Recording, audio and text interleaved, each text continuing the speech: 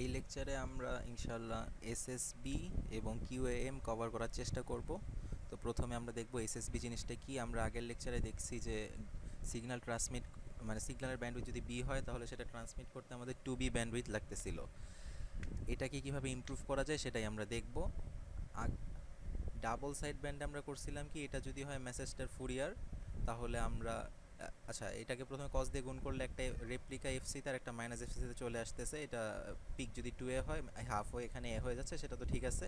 আমি বলছিলাম যে এখানে দুইটা সাইড আছে, একটাকে বলা হয় আপার সাইড ব্যান্ড, একটা বলা হয় লোয়ার সাইড ব্যান্ড। তো পজিটিভ সাইডে যেই রকম, নেগেটিভ সাইডে তার উল্টাটা, এটা জাস্ট খেয়াল রাখতে হবে আর কি। মানে দুইটা আউটার পার্ট হচ্ছে ইউএসবি আর ইনার পার্ট হচ্ছে এলএসবি।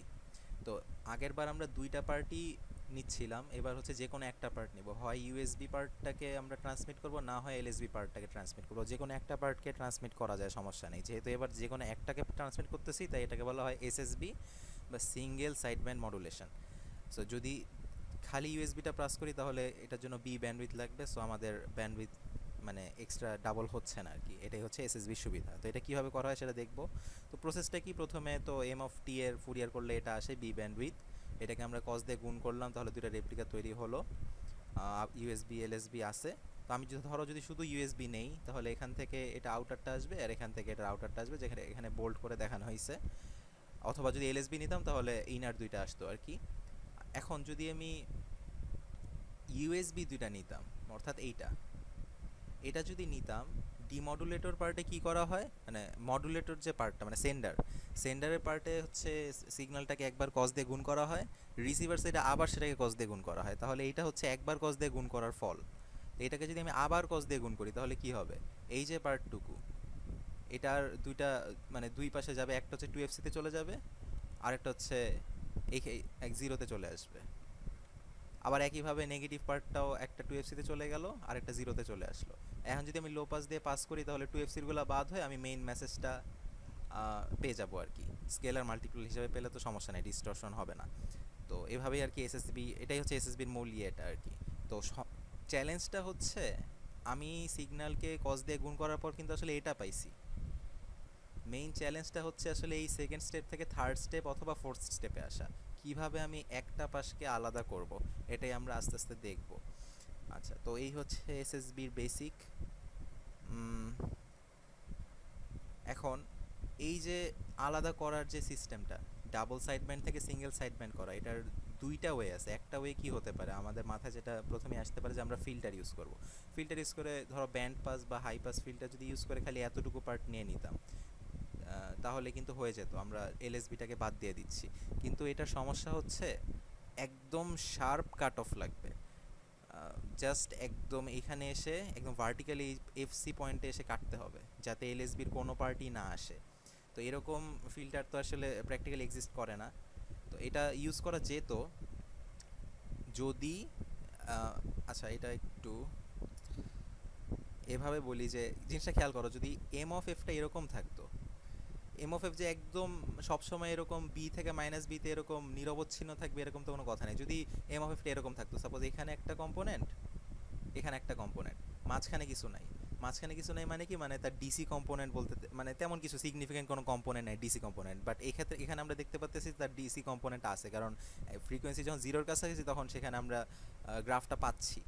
যদি এরকম না হতো, মানে সিগন্যালটা যদি ডিসি কম্পোনেন্ট না থাকতো, তাহলে আমরা কি বলতে পারতাম যে এফ ইকলস টু জিরোর কাছাকাছি জায়গায় তার কোনো মানে কোনো পয়েন্ট পেতাম না আমরা। ধরো যে এখানে একটা ইয়ে পার্ট আর এখানে একটা পার্ট আছে, মাঝখানে নাই। এরকম যদি হতো, সেটাকে কিন্তু কস দিয়ে গুণ করার পর এফসিতে কি হতো, এখানে একটা পার্ট তৈরি হতো আর এখানে একটা পার্ট তৈরি হতো। তখন কিন্তু আমরা প্র্যাকটিক্যাল ফিল্টার দিয়েও আলাদা করতে পারতাম, যদি একদম শার্প কাট অফ লাগতো না। এখান থেকে সে এভাবে কেটে ফেলতাম। মানে বাম পাশটাকে বাদ দেওয়ার জন্য একদম শার্প কাট অফ লাগতেছে না। এখন কেন লাগতেছে, কারণ জিরোর কাছাকাছি সিগন্যালটার কম্পোনেন্ট আছে। সো এটাকে কস দিয়ে গুণ করার পর এফসির কাছাকাছি দুই পাশেই কম্পোনেন্ট থাকবে। সো আমাকে একদম শার্প কাট করতে হবে এলএসবিটাকে বাদ দেওয়ার জন্য। সো আমরা বলতে পারি আমরা ফিল্টার ইউজ করে ডিএসবি থেকে এসএসবিতে আসতে পারি, যদি সিগন্যালটার ডিসি কম্পোনেন্ট না থাকে। যদি থাকে তাহলে ফিল্টার ইউজ করে আমরা আসতে পারতেছি না। তাহলে কিভাবে আসব, এটার জন্য আমরা নতুন একটা কনসেপ্ট দেখব, সেটা হচ্ছে হিলবার্ট ট্রান্সফরমেশন। তো হিলবার্ট ট্রান্সফরমেশনটা লেকচার থেকে দেখাই। আচ্ছা, হিলবার্ট ট্রান্সফরমেশন কি, যে কোনো, আমি যদি, আচ্ছা এখানে ভালো মতন বলা নাই, এখান থেকেই দেখাই। এই যে এটা ধরো যে কোনো একটা ডিভাইস, এটার মধ্য দিয়ে আমি একটা সিগন্যালকে পাস করব। আচ্ছা, এই যে আমি এখন যে লেকচারটা দিব সেটা বোঝার আগে কি এমএস স্যারের এই যে এলটিআই সিস্টেম ওইটা পড়ে আসলে আর একটু ভালো মতন বুঝতে পারবো আর কি। তো এই হচ্ছে আমাদের ইনপুট একটা সিগন্যাল, টাইম ডোমেনে অথবা ফ্রিকোয়েন্সি ডোমেইনে যেটাই দেই। যদি টাইম ডোমেনে হিসাব করি তাহলে এক্স এইচ অফ টি, মানে এইচ দ্বারা জাস্ট বোঝাচ্ছে যে হিল বা ট্রান্সফর্মড অবস্থায় যে আউটপুটটা আসবে সেটা হবে হচ্ছে ইনপুট, এটার সাথে এইচ অফ টি এর কনভলিউশন। এইচ অফ টি কি? এইচ অফ টি হচ্ছে, জিনিসটা এইভাবে চিন্তা করতে পারো, এই ডিভাইসের একটা বৈশিষ্ট্য যেটা ফিক্সড। এই ডিভাইসটার বৈশিষ্ট্য কি, একে যদি আমি একটা সিগন্যাল দিই এক্স অফ টি, তাহলে সে আমাকে একটা আউটপুট দিবে এক্স এইচ অফ টি, যেটা হবে কিনা এক্স অফ টি আর এইচ অফ টি এর কনভলিউশন। টাইম ডোমেনে আমরা চিন্তা করবো না, আমরা ফ্রিকোয়েন্সি ডোমেনে চলে যাবো। ফ্রিকোয়েন্সি ডোমেনে জিনিসটা খুব ইজি হয়ে যায়, জাস্ট এই কনভলিউশনের জায়গায় গুণ হয়ে যায়। সো ফ্রিকোয়েন্সি ডোমেনে সে একটা আউটপুট দিবে, আউটপুটটা হবে X of F into H of F. এখন এইচ অফ এফ কী জিনিস? এইচ অফ এফ হচ্ছে ওয়ান বাই পাই টি এর ফুরিয়ার। আমাদের এটা প্রমাণ করা লাগবে না, মুখস্থ। H of F equals to minus J signum of F. তো এখন সিগনাম অফ এফ কী জিনিস? সিগনাম অফ এফ হচ্ছে এই ইজি ফাংশনটা, যে এক্স এর ভ্যালু নেগেটিভের জন্য মাইনাস ওয়ান, পজিটিভের জন্য ওয়ান। তাহলে এটার সাথে মাইনাস জে গুণ করলে কি দাঁড়াচ্ছে? যে positive frequency H of F আমরা পাচ্ছি হচ্ছে পজিটিভ ফ্রিকোয়েন্সির জন্য মাইনাস জে, নেগেটিভ ফ্রিকোয়েন্সির জন্য জে। তো এটা যদি আমি পোলার ফর্মে লিখি তাহলে যে এরকম আর কি পাচ্ছি। তো এখান থেকে আমরা বলতে পারি যে সব সময়ই এইচ অফ এফ এর অ্যামপ্লিটিউড ওয়ান থাকতেছে, আর E to the power I theta আর equals to one. So modulus of H F সবসময় ওয়ান থাকতেছে। বাট আর্গুমেন্ট কী দাঁড়াচ্ছে? আর্গুমেন্ট মানে ফেজ স্পেকট্রাম যেটা আর কি থিটা অফ এফ, সেটা দাঁড়াচ্ছে যে পজিটিভ ফ্রিকোয়েন্সির জন্য নেগেটিভ পাই বাই টু, যে পজিটিভ ফ্রিকোয়েন্সির জন্য negative pi by two, negative ফ্রিকোয়েন্সির জন্য পজিটিভ পাই বাই টু আর কি। তো এইটাই হচ্ছে H of F transfer function Hilbert ট্রান্সফর্মের। যে কোনো একটা সিগন্যালকে যদি আমি ওই ডিভাইস দিয়ে পাঠাই তাহলে সে হচ্ছে এই এইচ অফ এফটা গুণ করে দেয় সিগন্যালের সাথে। অর্থাৎ আমরা বলতে পারি x H of F equal to x of F into H of F, যেখানে এইচ অফ এফ হচ্ছে minus J signum of F. তাহলে এই জিনিসটা থেকে আমরা কি বলতে পারি? যেহেতু আমরা দেখতেছি যে এইচ অফ এফ এর অ্যামপ্লিটিউড সবসময় ওয়ান, তার মানে অ্যামপ্লিটিউডটা কিন্তু সে চেঞ্জ করতেছে না। আমি যদি একটা প্র্যাকটিক্যাল সিগন্যালের কথা চিন্তা করি, প্র্যাকটিক্যাল সিগন্যালে কিন্তু শুধু পজিটিভ ফ্রিকোয়েন্সিই থাকবে। তার মানে এখন নেগেটিভ, এটা দিয়ে গুণ করা মানে কি, E to the power minus J pi by two দিয়ে গুণ করা মানে হচ্ছে pi by two phase shift করা। তার মানে আমরা বলতে পারি যে কোনো একটা সিগন্যালকে যদি আমি এখান দিয়ে পাস করি তাহলে সে করে কি, তার প্রত্যেকটা মানে এইচটি যেটা সিস্টেম, এই সিস্টেমটা করে কি, ওই সিগন্যালের প্রত্যেকটা ফ্রিকোয়েন্সিকে ধরে ধরে pi by two phase shift করে দেয়, আর কিছু করে না। অ্যামপ্লিটিউডের কোনো চেঞ্জ করে না, সো ব্যান্ডউইথ চেঞ্জ হবে না, জাস্ট সে ফেজ শিফট করে পাই বাই টু। এবং যেহেতু পজিটিভ ফ্রিকোয়েন্সি এক্সিস্ট করে, সো আমরা মানে negative pi by two phase shift করে এটা চিন্তা করলেই হচ্ছে, পজিটিভ পাই বাই টু এর কথা চিন্তা করতে হচ্ছে না। এই তো, এখন আমরা একটু দেখি কিভাবে আমরা, আচ্ছা কিছু নোটেশন আমরা দেখব। এটা হচ্ছে এম অফ এফ, এটার মধ্যে যদি আমরা শুধু পজিটিভ পার্টটা নেই সেটাকে এম প্লাস অফ এফ বলবো, অথবা নেগেটিভ পার্টটা নিলে সেটাকে এম মাইনাস অফ এফ বলবো। এগুলোর তাৎপর্য কি আমরা আসতেছি। আচ্ছা, এখন এইটা হচ্ছে আমাদের সিগনাম ফাংশন, পজিটিভের জন্য ওয়ান, নেগেটিভের জন্য মাইনাস ওয়ান। এটার সাথে যদি আমরা এক যোগ করি তাহলে কি আসে? জিরো আর টু। সেটাকে যদি হাফ দিয়ে গুণ করি তাহলে কি জিরো আর ওয়ান চলে আসবে, মানে এই ফাংশনটা চলে আসবে। সো আমরা এই যে আমরা ডেল্টা অফ এফ যেটা, সেটাকে কিন্তু আমরা এভাবে সিগনাম ফাংশন দিয়ে প্রকাশ করতে পারি, one plus signum of F into half. এই তো, এখন আমরা চাই এম প্লাস এফ যেটা, এটাকে হিলবার্ট ট্রান্সফর্ম দিয়ে প্রকাশ করতে। কীভাবে করব? এম প্লাস অফ এফ সমান আমরা কি বলতে পারি?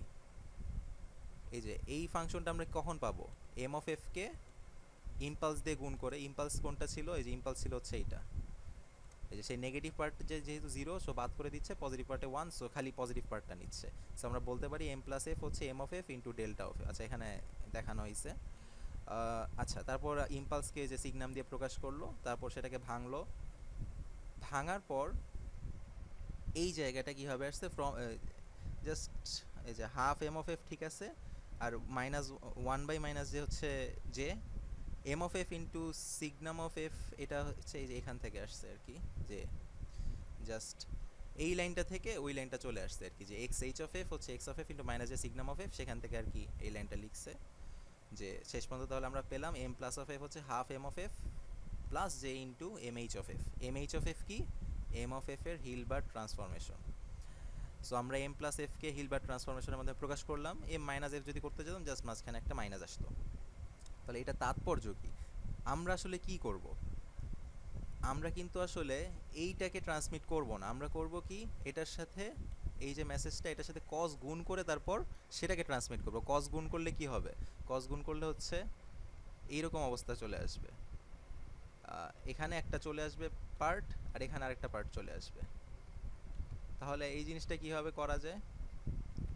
এখানে স্যার মনে হয় ইউএসবির জন্য হিসাবটা দেখাইছেন যে ফাই ইউএসবি অফ টি, টি না সরি এখানে এফ হবে, ফাই ইউএসবি অফ এফ, এটা কি হবে M plus of F minus F C plus M minus of F plus F C. মানে কি দাঁড়াচ্ছে, এই যে এফ সি পার্টে প্লাসটুকু নিব আর মাইনাস এফ সি পার্টে মাইনাসটুকু নিব, এই দুটার যোগফল হবে হচ্ছে ইউএসবি। তো এটা করলে তাহলে যে এটা আসতেছে এখন এখানে জাস্ট ওইটা বসাই দিছে যে আমি এম প্লাস অফ এফ আর এম মাইনাস এফ যে ইকুয়েশন পেয়েছিলাম, এফ এর জায়গায় এফ মাইনাস এফ সি বা এফ এর জায়গায় এফ প্লাস এফ সি বসাই দিয়ে জাস্ট বসাই দিচ্ছে, তারপর সেটাকে সিম্পলিফাই করে রিয়েল পার্টগুলো এক পাশে, ইমেজিনারি পার্টটা আরেক পাশে রাখছে আর কি। তো এখান থেকে আচ্ছা এটা পেলাম কি ফ্রিকোয়েন্সি ডোমেইনে, তারপর এটাকে ইনভার্স ফুরিয়ার ট্রান্সফরমেশন করে এটা বুঝবা যে এটা হচ্ছে M of T cos omega C T এটা হচ্ছে সাইন ওমেগা সিটি গুণ হবে এম এইচ টি এর সাথে। তাহলে যে এইটা আমি পেলাম যে ফাই ইউএসবি অফ টি হচ্ছে এইটা। আমরা কিন্তু এখনো জাস্ট ম্যাথ করতেছি, এগুলো কিন্তু প্র্যাকটিক্যালি এখনো জেনারেট করতেছি না। তাহলে এই হচ্ছে ইউএসবি আর এসএসবি, এলএসবি হচ্ছে জাস্ট এখানে প্লাস থাকবে, তো ইন জেনারেল এসএসবি কে আমি এভাবে লিখতে পারি প্লাস মাইনাস দিয়ে। আচ্ছা when it's time to demodulate, আচ্ছা এখন আমি যদি এটাকে ডিমডুলেট করতে চাই, এটা হচ্ছে মডুলেট করার পর যেই ডেটাটা আসলো, ডিমডুলেট করার সময় আমরা কি করি, এসএসবি ডিএসবি যেটাই হোক না কেন আবার কস দিয়ে মাল্টিপ্লাই করি। কস দিয়ে মাল্টিপ্লাই করলে কিন্তু আমরা মেইন ডেটাটা আবার পেয়ে যাবো। যেমন যদি এটার জন্য চিন্তা করি, এটাকে যদি আমি কস দিয়ে মাল্টিপ্লাই করি তাহলে sine theta cos theta sine two theta হয় লো পাসে বাদ হয়ে যাবে, আর এখানে কজ স্কোয়ার থেকে কস টু থিটা একটা আসবে, এটা বাদ হয়ে যাবে, আর ওয়ান প্লাস যেটা আসবে সেখান থেকে আমরা এম অফ টিটা রিট্রিভ করতে পারবো। এখানে হচ্ছে এবার সার্কিট লেভেল ইমপ্লিমেন্টেশনটা দেখানো হয়েছে যে এসএসবিটা আমি কীভাবে জেনারেট করবো। প্রথমে খেয়াল করো আমাদের যেই মেসেজটা সেটার সাথে কজ ওমেগা সিটি গুণ করা লাগবে, আর মেইন চ্যানেলসটা হচ্ছে যে এই এমএইচটিটা ফর্ম করা লাগবে। এমএইচটিটা কীভাবে ফর্ম করব, আমরা দেখে আসছি যে এমএইচটিটা আসলে কি, এম অফ টি এর প্রত্যেকটা ফ্রিকোয়েন্সি কম্পোনেন্টকে pi by two phase shift করতে হবে, তাহলে আমরা এমএইচটি পেয়ে যাব। তাহলে এটা এখানে এটাই করা হয়েছে, প্রথমে মেসেজটা আসতেছে সেটার সাথে হচ্ছে কজ ওমেগা সিটি গুণ করছে, আর মেসেজটাকে হচ্ছে এই যে মাইনাস পাই বাই টু লেখা মানে শিফট করে দিচ্ছে, তাহলে এমএসটিটা পাচ্ছি, সেটার সাথে হচ্ছে সাইন ওমেগা সিটিটা গুণ হচ্ছে। গুণ হওয়ার পর লাস্টে আমি হয় যোগ করব না হয় বিয়োগ করব ইউএসবি বা এলএসবি পাওয়ার জন্য। এখানে প্লাস দেখানো হয়েছে, অ্যাকচুয়ালি স্যার মোস্ট প্রবলি এখানে প্লাস মাইনাস দিছিলেন। ইন জেনারেল আমরা এখানে পাই এসএসবি পাচ্ছি। আচ্ছা এখন কিছু লিমিটেশন আছে এই এসএসবির। লিমিটেশনটা হচ্ছে এই জায়গাটায়, কিভাবে ধরা যাক একটা মেসেজের ব্যান্ডউইথ অনেক বড়, তার মানে কি সেটাতে অনেকগুলো ফ্রিকোয়েন্সি কম্পোনেন্ট আছে, প্রত্যেকটাকে ধরে ধরে pi by two phase shift করা আসলে এটা প্র্যাকটিক্যাল না। সো এখানে যেই আলোচনাটা করা হলো এসএসবির, সেটা অ্যাকচুয়ালি ছোট ব্যান্ডউইথের একটা সিগন্যালের জন্য প্রযোজ্য। আমরা হিলবার্ট ট্রান্সফরমেশন দিয়ে এসএসবি জেনারেট করলাম, সেটার জন্য প্রত্যেকটাকে pi by two phase shift করতে হতো, সেটা সম্ভব শুধুমাত্র ছোট ব্যান্ডউইথের একটা সিগন্যালের জন্য, বড় ব্যান্ডউইথে এটা সম্ভব না। আরেকভাবে আমরা দেখছি এসএসবি জেনারেট করা যায়, সেটা হচ্ছে ফিল্টার দিয়ে কাট অফ করে। সেটার জন্য আমাদের যেটা শর্ত সেটা হচ্ছে ডিসি কম্পোনেন্ট থাকা যাবে না।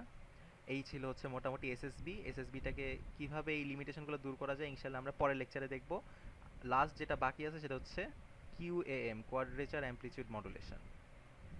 কোয়াড্রেচার অ্যামপ্লিটিউড মডুলেশন মানে কি, ডিএসবির মতো এটা একদম সেম, জাস্ট দুইটা মেসেজ পাস করা হচ্ছে। এটা হচ্ছে QAM, M one of T একটা message, M two of T আরেকটা মেসেজ। আমি এম ওয়ান অফ টি এর সাথে কজ ওমেগা সিটি গুণ করতেছি, আর সেকেন্ড মেসেজটার সাথে সাইন ওমেগা সিটি গুণ করতেছি, তারপর দুইটা সাম করে যেটা আসতেছে সেটা হচ্ছে আমি পাঠিয়ে দিচ্ছি। তো আমরা জানি এটার জন্য টু বি ব্যান্ডউইথ লাগতেছে, সেটা সমস্যা না। সমস্যা অ্যাকচুয়ালি কিছুই সমস্যা না, কিউএম খুব ইজি।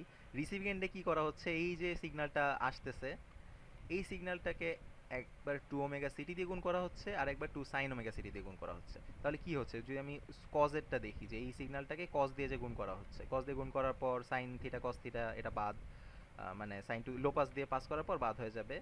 আর কজ স্কোয়ার যেটা থাকবে সেখান থেকেও কজ টু থিটা যেটা আসবে সেটা বাদ হয়ে যাবে, তাহলে এম ওয়ান টিটা আমি রিট্রিভ করতে পারবো।